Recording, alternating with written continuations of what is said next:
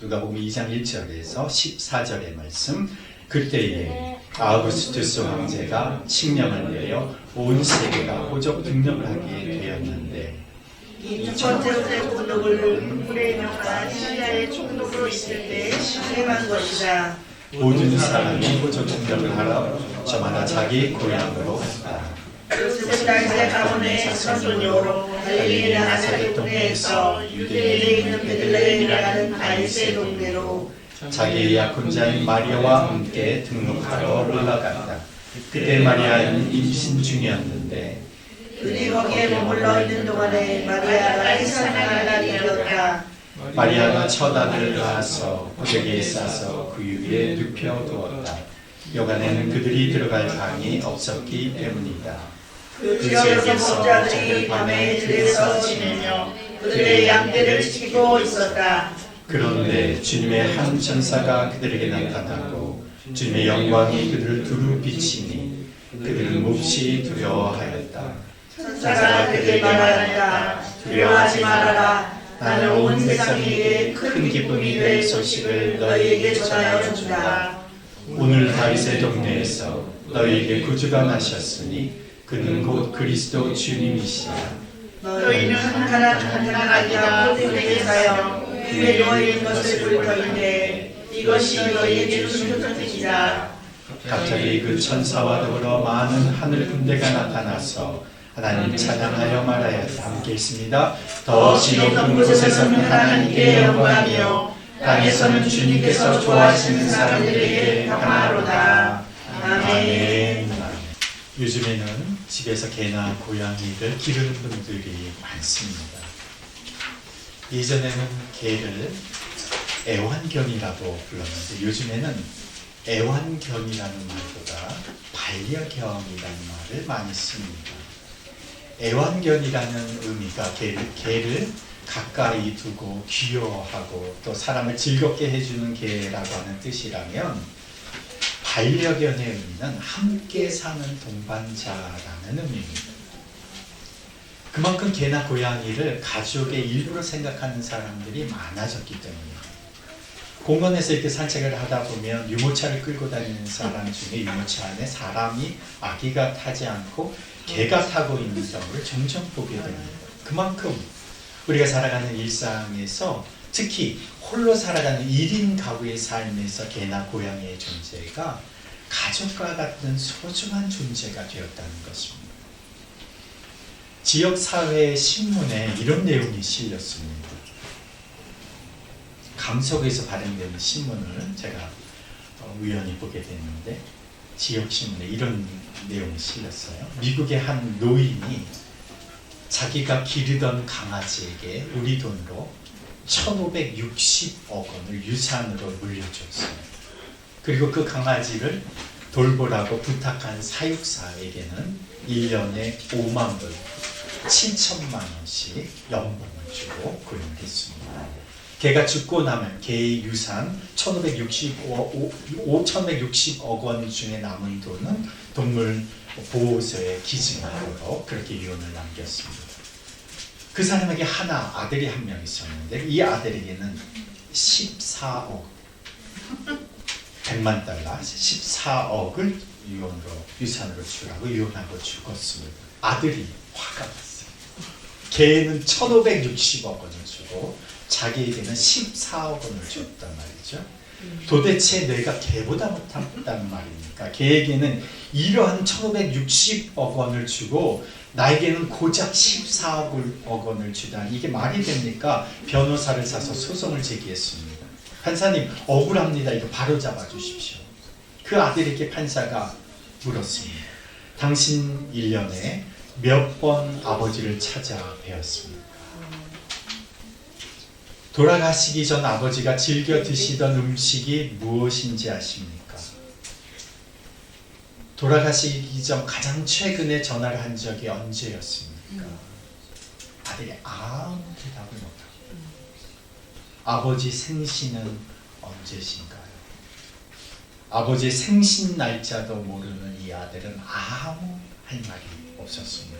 그때 판사가 아버지가 돌아가시기 전에 찍어놓은 유언을 담은 비디오를 틀어주었습니다. 거기에 아버지가 육성으로 영상으로 남겨놓았습니다. 내 재산 1,000원의 60억 원을 내 사랑하는 개에게 물려주고 사육사에게는 매년 7천만 원씩 연봉을 주고 내 아들에게 14억을 유산으로 물려줍니다. 혹 아들이 이에 대해 불평을 하거든 아들에게는 일불만을 물려주십시오. 판사가 판결했습니다. 당신에게 일불로 유산을 물려주기로 유산의 내용대로 상속합니다. 판결을 내었습니다. 이 신문 기사가 한 지역 신문에 속에 그 마지막에 이렇게 써 있어요. 이 이야기는 실화입니다.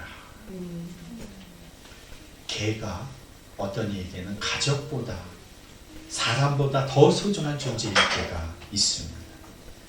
그러나 아무리 우리가 개를 사랑하고 고양이를 사랑해서 남은 유산을 물려주고 가난한 사람들도 잘 먹지 못하는 유기농 고급 음식을 먹이고 사람들도 잘 가지 못하는 고급 수영장, 개 수영장에서 운동을 시킨다고 해도 아무리 개팔자가 상팔자라고 해도 정말 개가 되고 싶은, 정말 고양이가 되고 싶어 하는 사람은 없습니다.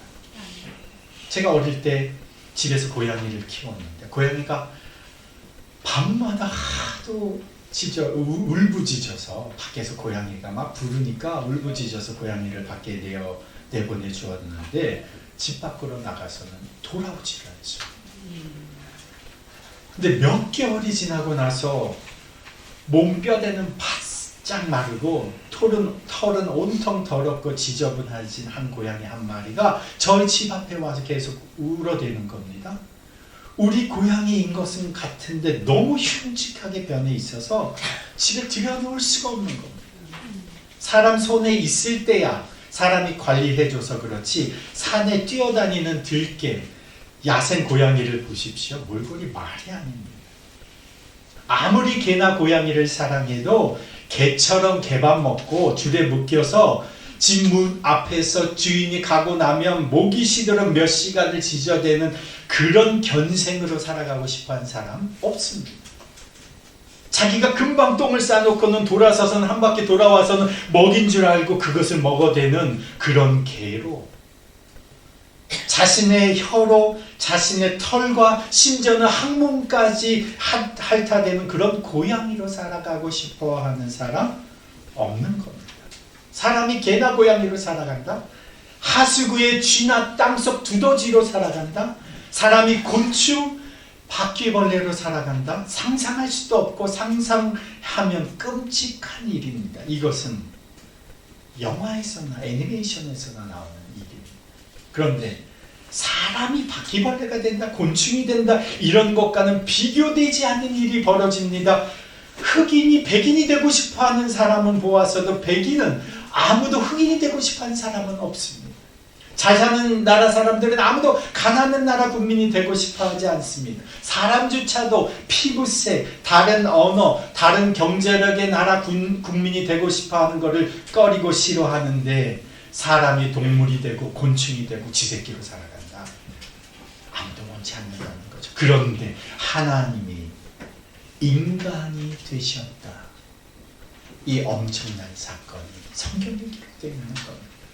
인간도 아닌 하나님의 아들 예수님, 성자 하나님, 그분은 하나님 아버지와 함께 하늘과 땅을 만드신 하나님이신 그 예수님이 우주와 모든 생명을 말씀으로 아버지 하나님과 창조하셨던 그 성자 하나님이 인간 가운데 오셨다. 그것도 한 갓난 아기로 태어나셨다. 이것은 놀라운 사건, 엄청난 소식입니다. 인간 가운데 찾아오신 이 사건을 우리가 알고 있다고 해서 그냥 아무렇지도 않게 넘어갈 수 있는 이런 사건이 아니라는 겁니다. 그래서 이 아기가 태어난 사건을 성경이 이렇게 말합니다. 10절 말씀에 나는 온 백성에게 큰 기쁨이 될 소식을 너희에게 전하여 줍니다. 하나님의 인간이 되신 사건, 이것은 온 백성에게 큰 기쁨이 될 소식이다. 온 인류에게 큰 기쁨이 되는 소식, 하나님이 인간이 되셔서 사람 사이에 오셨다. 제가 영국 교회 이야기를 가끔씩 하는데 영국에서 목회할 때 저희 교회에 외국인 학생들 또 동유럽 사람들이 꽤 여러분 계셨습니다.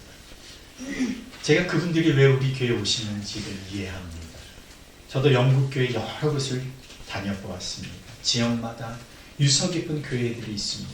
오랜 역사 속에서 세워졌고 또 그 교회 다니는 영국 성도님들은 참 신앙의 연륜이 깊으신 분들이에요.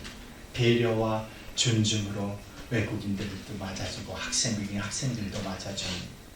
그렇지만 그분들은 외국에서 온 사람들의 마음을 다 이해하기 어렵습니다. 매달 먹을 것 걱정하며 렌트비 걱정하며 비자 걱정하며 아르바이트 하면서 공부하면서 또 일하면서 살아가는 외국인들의 마음, 나그네와 같은 그 마음을 영국 분들은 다 헤아리지 못합니다.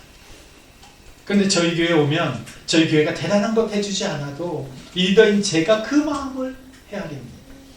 제가 먼저 그 사회의 밑바닥에서 그분들처럼 일하고 있으니까, 제가 그분들처럼 비자 때마다 고생하고 있으니까, 영국 사람으로 태어나서 영국 사람들은 당연하게 누리는 것들을 우리는 하나도 누리지 못하고 살아가면서 겪는 고됨과 서러움을 다 겪었으니까 외국에서 오신 분들이 말하지 않아도 그 마음을 통합니다. 초대해서 같이 한번 식사하고 그의 고충을 들어보면 저절로 공감이 됩니다. 그분들이 온 지 얼마 되지 않아서 영어가 서툴어도 더 깊은 소통이 마음으로 일어납니다. 저 같은 외국인이 앞에서 예배를 인도하고 설교를 하는 모습만 봐도 그 외국인들은 그들의 마음에 격려가 되고 힘이 됩니다. 우리는 조금만 달라도 우리 사람은 서로를 잘 이해하지 못합니다. 언어가 다르면 여러 가지 불편과 오해가 생깁니다. 나이만 좀 차이가 나도 서로를 이해하지 못합니다. 그래서 아이들이 얘기하죠. 아빠, 엄마 나 힘들어요. 그러면 어른들이 얘기하죠. 야, 그게 뭐가 힘들어? 나 때는 말이야. 그러면서 군대, 어릴 때, 엄마 아빠 잘할 때 얘기해서 그건 아무것도 아니야. 그건 힘든 것도 아니야. 그러니까 힘들다고 말하지도 마. 나이만 차이 나도 이런 게. 하늘에 계신 그 위대하신 거룩하신 하나님이 이 땅에 살아가는 내 상황을 이해하실까? 나를 아실까? 내 마음을 아실까? 내가 겪는 이 마음을 하나님은 아실까? 어린아이로 살아가는 내 마음을 하나님은 정말 아실까? 부모님도 친구도 아내도 남편도 사람들은 잘 이해하지 못하는데 저 하늘에 계신 하나님이 내 인생의 아픔과 힘듦과 어려움과 고통을 아실까? 히브리서 4장 15절로 말합니다. 우리의 대제사장인 예수님은 우리의 연약함을 동감하지 못하는 분이 아니다. 그는 우리를 측은히 여기시는 분이다. 왜? 그분은 우리와 같은 것을 경험하셨기 때문에.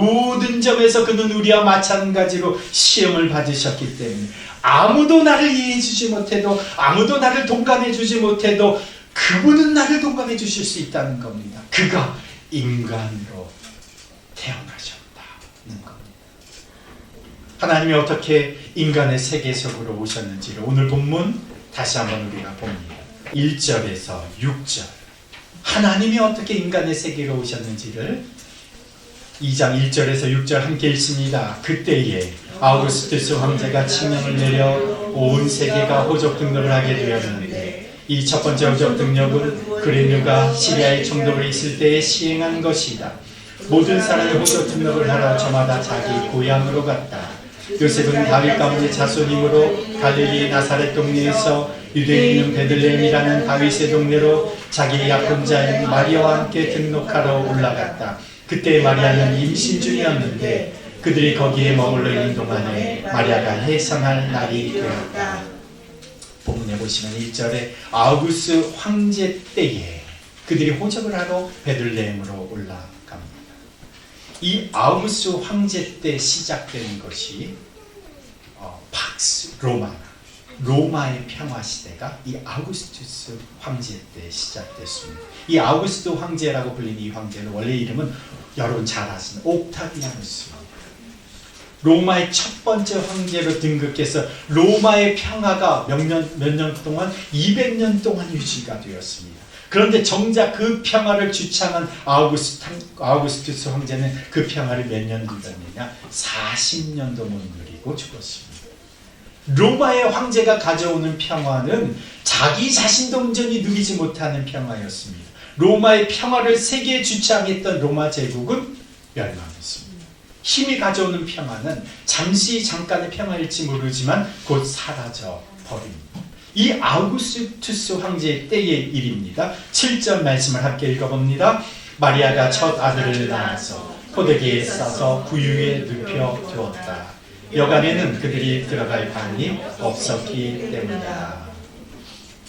자, 호적 등록을 하러 이제 베들레헴에 간 마리아가 만삭이 되어서 올라갔는데 거기에서 아기를 낳았습니다.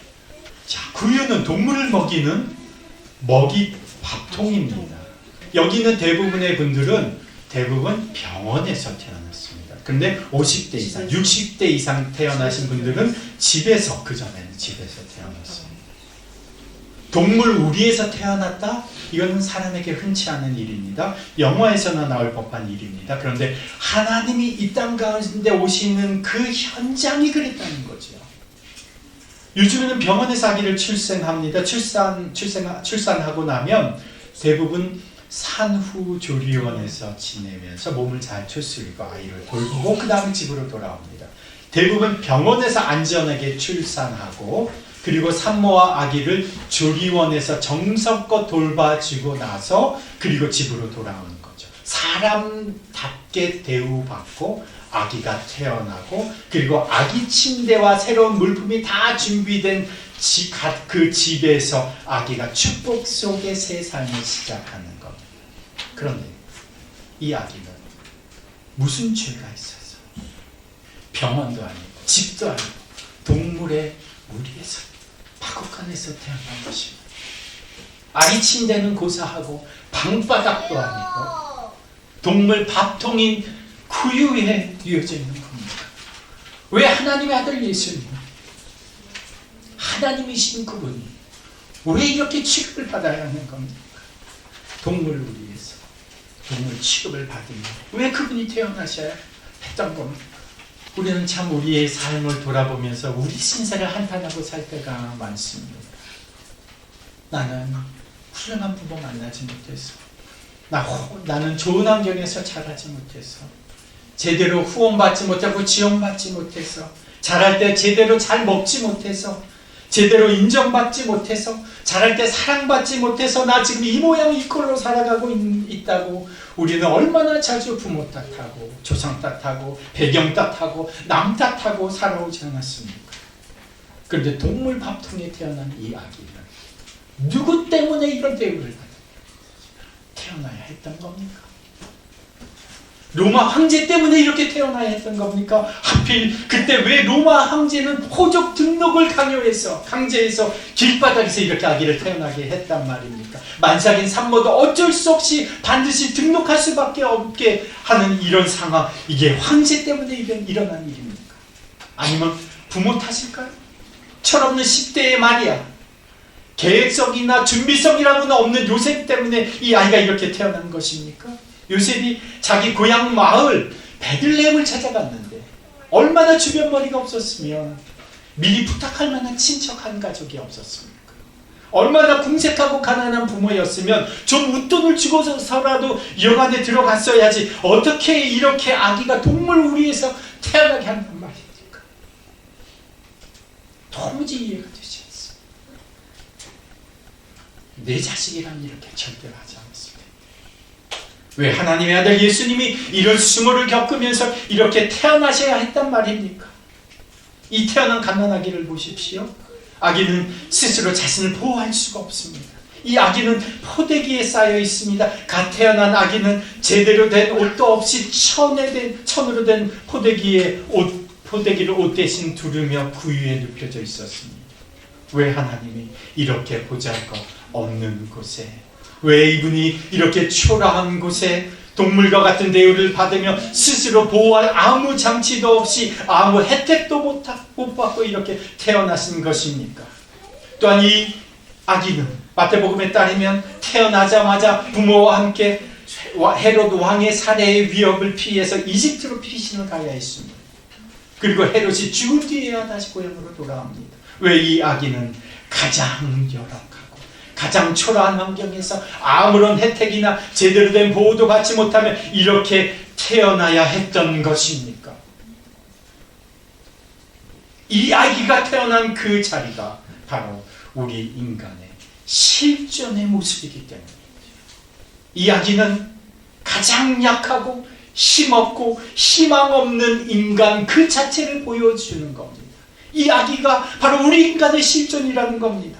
우리 스스로 구원할 수 없고 우리 스스로 보호할 수도 없고 우리 스스로는 아무 혜택이나 권리를 찾을 수도 없는 약하디 약한 초라하기 초라한 그지없는 실존, 더 강한 존재에 의해 생명마저 위협받는 연약한 존재, 바로 그것이 우리 인간의 실존이라는 겁니다. 겉으로는 화려하게 포장을 하는 것 같지만 다 벗고 보면 아무것도 없는 처절한 인간 실존의 모습으로, 바로 우리의 모습으로 그분이 태어나신 것입니다. 제가 제 또래의 친구들에게 가끔 자랑삼아 농담 삼아 하는 이야기가 있습니다. 나는 그래도 너희들하고는 달라. 나는 그래도 유치원 나온 사람이야. 너희들 중에 유치원 나온 사람이 있어? 제 친구들 중에는 상계동에 있는 친구들 중에는 아무도 유치원 나온 사람이 없어요. 그런데 그런 저도 깨갱하는 사람이 있습니다. 야 까불지마, 나는 사립학교 다닌 사람이야. 그러면 할 말이 없어요. 우리 집 삼형제기 중에 그래도 막내인 저는 한번 유치원 보내보자. 첫째 둘째는 워낙 가난해서 엄두도 못 냈는데 우리 누뚱이 하나 남았는데 우리 누뚱이 나중에 후회하기 전에 그래도 한번 유치원 보내보자. 그래서 유치원을 보냈습니다. 그것도 오래지 않고 제 기억에는 한두 학기 제가 다닌 것 같습니다. 유치원 보내는 집은 그래도 먹고 사는 어려움이 없는 집입니다. 제가 학교 다닐 때 제일 부러웠던 아이가 먹고 사는 데는 부족함이 없었는데 제가 부러웠던 아이가 슈퍼마켓 집 아들이었어요. 그 아이는 부모가 매일 용돈을 줍니다. 현금을 가져와요. 그러니까 그 용돈으로 매일 하루도 빠지지 않고 매점에서 간식을 사 먹어요. 근데 그 아이가 마침 저하고 친했어요. 그래서 저도 간식을 많이 얻어 먹었어요. 근데 우리 학교 다닐 때 제가 상계동에서 다녔으니까 거기가 달동네였습니다. 정말 점심 도시락 못 사오는 친구들이 꽤 있었습니다. 유치원을 못 다녀본 아이의 심정, 학교 도시락도 가져오지 못한 학생의 심정, 친구인 우리도 다 이해하지 못하지만 예수님은 가장 밑바닥을 경험하신 자리로 찾아오셨습니다. 그곳이 가장 처절한 인간 실존의 자리입니다. 인간 스스로는 아무 도움도 아무 보호도 아무 희망도 없는 그 상태, 그곳으로 하나님이 찾아오신 것입니다. 정말 희망이라고는 보이지 않는 그 땅에, 그 인간 실존의 그 대지 위에 하나의 씨앗이 심겨진 겁니다. 이 아기는 인간의 절망의 실존이라는 그 땅에 하나님께서 희망의 씨앗으로 보내신 것입니다. 그 죽음의 현장에 생명이라고는 찾아볼 수 없는 그 절망의 대지에 하나님께서 소망의 씨앗 하나를 그 땅에 심으신 겁니다. 12절 말씀 우리 함께 읽어봅니다. 12절 시작. 너희는 한 가난아기가 포도기에 쌓여 그 위에 누워있는 것을 볼 터인데 이것이 너희에게 주는 표징이다. 표징이 씨앗입니다. 그 아기가 소망의 씨앗입니다. 희망의 씨앗입니다. 그 아기가 온 땅에, 그 아기가 이만 뿌려진 그 씨앗이 그 땅에 어떻게 움트게 될 것입니까? 10절, 11절 시작. 천사가 그들에게 말하였다. 두려워하지 말아라. 나는 온 백성에게 큰 기쁨이 될 소식을 너희에게 전하여 준다. 오늘 다윗의 동네에서 너희에게 구주가 나셨으니 그는 곧 그리스도 주님이십니다. 마태복음에서는 이 부분을 좀 더 자세하게 설명하는데 제가 오늘 띄워드렸으면 좋았는데 그냥 읽어드릴 테니까 마태복음 1장 21절에 마리아가 아들을 낳을 것인 그 이름을 예수라고 하여라. 그가 자기 백성을 그들의 죄에서 구원하실 것이다. 하나님께서 이 아기를 통해서 어떤 싹을 틔우시느냐, 절망의 인간의 실존에서 인간을 건지신다는 겁니다. 그것이 구원이랍니다. 하나님께서 이 땅에 예수님을 아기로 태어나게 하신 것은 그 인간의 실존, 그 절망의 현장에서 우리를 구원하시기 위해서입니다. 어디서부터 우리를 구원하시는가? 어디서부터 우리를 건지시는가? 세 가지 것에서부터 우리를 건지십니다. 첫 번째는 죄로부터 우리를 건지십니다. 그가 자기 백성을 어디에서? 그들의 죄에서 구원하실 것입니다. 죄는 형벌이 있습니다. 죄는 사람을 오염시킵니다. 죄는 하나님과의 관계를 단절시킵니다. 하나님께서 아기를 통해서 우리를 죄에서 구원하신다는 것은 우리를 죄의 형벌에서 자유케 하시고 죄책감에서 자유케 하시고 더러워지는 오염된 죄로 더러워진 우리 인생을 씻어주시고 주의 보혈로 씻어주시고 우리를 하나님과 화해시켜 주시는 겁니다. 이것이 죄에서 구원하여 주신다. 두 번째, 이 아기가 우리를 무엇으로부터 구원해 주시느냐? 죽음으로부터 우리를 구원해 주십니다. 요한복음 5장 24절에 내 말을 듣고 또 나 보내신 분을 믿는 사람은 영원한 생명을 가지고 있고 심판을 받지 않는다. 그는 죽음에서 생명으로 옮겨갔다. 한번 따라해 보실까요? 그는 여기서 그는 예수를 믿는 사람입니다. 그는 죽음에서 생명으로 옮겨갔다. 예수 그리스도께서 아기로 이 땅 가운데 오신 것은 우리를 구원하시기 위해서 무엇으로부터? 죽음으로부터 우리를 건지시는 겁니다. 생명으로 건지시는 겁니다. 유한한 인생에서 영원한 인생으로 우리 인생이 바뀌는 겁니다. 죽음을 우리는 건너뛰는 사람. 시냇물 건너 뛰어 올라가듯이 이 땅에서 우리가 구원받은 백성으로 살아가면 이 땅에서 죽으면 우리는 어떻게 됩니까? 죽음을 건너 시냇물 뛰어 넘어가듯이 죽음을 건너 영원한 하나님 나라로 옮겨지는 겁니다. 죽어봐야 하는 거 아닙니다. 여기에서부터 이미 죽음에서 우리는 건짐을 받는 자로 살아가는 겁니다. 죽음에서 우리를 건져주시고 세 번째, 예수 그리스도 그 아기는 우리를 현재 상황에서부터 건지십니다. 누가복음 1장 68절에서 71절에 보면 우리가 앞부분인데요, 사가랴가 예언을 하는데 뭐라고 예언을 하느냐? 그를 통해서 우리를 원수들에게서 구원하시고 우리를 미워하는 모든 사람들에서 손에서 건져내셨다. 예수는 원수에게서 우리를 미워하는 사람에게서 우리를 건져내셨다. 현재의 상황에서부터 우리를 건지신다는 겁니다. 이것의 대표적인 사건이 무엇이냐? 출애굽 사건. 이스라엘 백성들이 노예 상태로 살아갈 때 하나님께서 그들의 현재의 상태에서 건져내시는 것. 그래서 이 구원자로 오신 아기를 통해서 어떤 결과가 맺혀지느냐? 14절 함께 읽습니다. 시작. 더없이 높은 곳에서는 하나님께 영광이요 땅에서는 주님께서 좋아하시는 사람들에게 평안하다. 이 아기를 통해서 어떤 결과가 나오느냐? 우리를 구원해 주심으로 말미암아 하나님께는 영광이에요. 하나님께서 그에게 맡겨주신 일을 완수했기 때문에 하나님께 그것이 기쁨이 되고 영광이 되고 사람에게는 평화보다. 이 아기가 가져온 평화가 우리를 하나님과의 관계의 평화를 가져왔습니다. 이방인과 유대인의 경계를 허무는 평화를 가져왔습니다. 부한 자와 가난한 자가 함께 살아가는 평화를 가져왔습니다. 권력 있는 자나 아무 힘없는 자가 모두가 함께 누리는 평화를 가져왔습니다. 건강한 자, 아픈 자, 남자나 여자, 노인이나 아이 구분 없이 모든 이에게 예수 그리스도를 구원을 경험한 사람들에게 임하는 평화를 가져온 그 하나님의 아들. 그래서 그분은 가장 낮은 곳에서, 가장 천한 곳에서, 가장 보잘것없는 자리에서 모두를 섬기는 평화의 왕으로. 사람들이 보기에는 가장 초라해 보이지만, 너무나도 약해 보이지만 그 아기 예수가 사람과의 평화, 자연과의 환경과의 평화, 자기 자신과의 평화, 그리고 하나님과의 평화, 영원한 평화를 가져오신 분이 바로 이 아기 예수님이십니다. 이 기쁜 소식을 들은 목자들은 어떻게 했습니까? 그 목자들은 가서 확인하고 그 아기를 보고 그리고 확인하고 경험하고 나서 직접 자기 것으로 확신하고 바로 나가서 사람들에게 알려줍니다. 17절 목자들이 그 소식을 듣고 어떻게 하였느냐. 10절 함께 했습니다. 17절 시작. 이 아기에 관하여 자기들이 들은 말을 사람들에게 알려주었다. 다시 한번 이 아기에 관하여 자기들이 들은 말을 사람들에게 알려주었다. 놀라운 소식, 큰 기쁨이 되는 소식, 이 소식을 목자들이 들었습니다. 우리들이 이 복음을 들었습니다. 그러면 어떻게 해야 하는가? 이제 이 복음을 알려야 하는 거죠. 어떻게 알려야 할까요?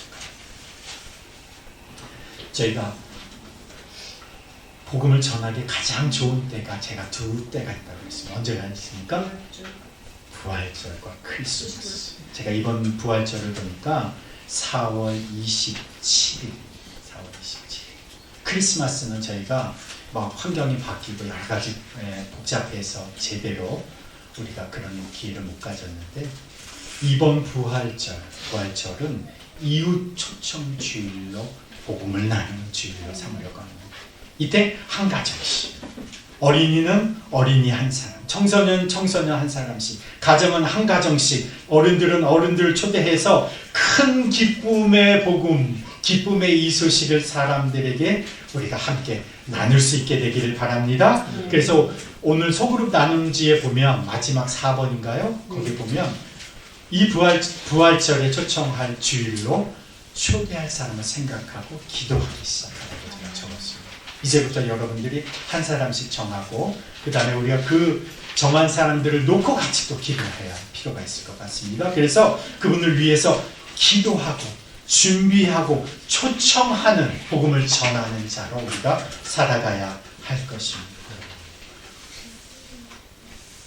오늘 본문을 통해서 우리는 주님이 가난하고 볼품없는 이 땅에 복음의 메시지를 자신의 몸으로 담아 찾아오셨습니다. 제가 오늘 이 크리스마스와 우리 집이라고 하는 이 시의 세 번째 연에 보면 이렇게 되어 있습니다. 은 접시와 2층으로 오르는 계단은 없어도 웃는 우리 집, 모여 웃는 우리 집, 소와 말과 그처럼 착하고 둔한 이웃들과 함께 사는 우리 집, 우리 집과 같은 베들레헴 어느 곳에서 우리 집과 같이 가난한 마음과 마음의 따스한 꼴 위에서 예수님은 나셨다. 예수님은 나신다. 그 예수 그리스도가 오늘 이 시대의 우리의 삶의 연장에도 찾아오시는 그 복음의 놀라우신 경험이 우리 가운데 있게 되기를 소원하고 우리가 그 복음을 나누는 자로 살아가십시다. 우리도 경험하지 못한 그 인간의 밑바닥, 인간 실존의 그 자리에 태어나신 아기 예수님, 주님께서 그곳에서 우리를 구원하시려고 이 땅에 오셨습니다. 아기 예수님께서 우리를 죄에서, 죽음에서, 오늘 우리 현재 상황에서 건지시고 구원하여 주시는 줄 믿습니다.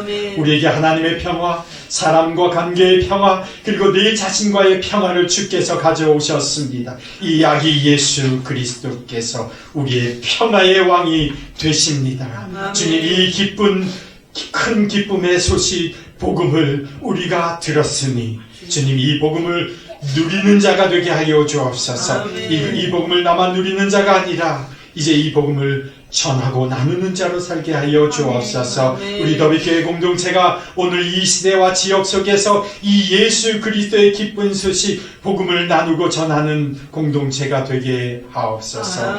우리를 구원하시는 복음, 우리에게 평화를 가져오시는 이 평화의 복음을 우리의 삶으로 증명하고 확증하는 자로 저희들 살아가게 하여 주옵소서.